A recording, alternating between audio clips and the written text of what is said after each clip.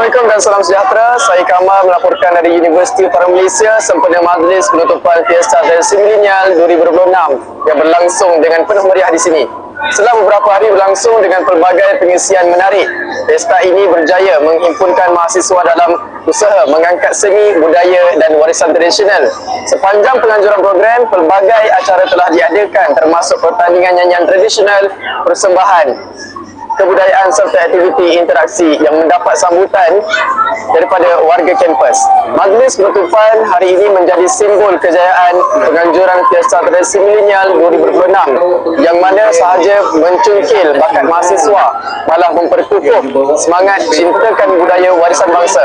Turut berlangsung ialah penyampaian hadiah kepada para pemenang bagi menghargai komitmen dan juga usaha peserta sepanjang pesta ini berlangsung. Secara keseluruhan, program ini dilihat berjaya menjadi platform dalam memastikan warisan tradisional terus relevan dan dihargai oleh generasi muda masa kini. Saya Kamal melaporkan dari Dinamik Warta, Universiti Utara Malaysia.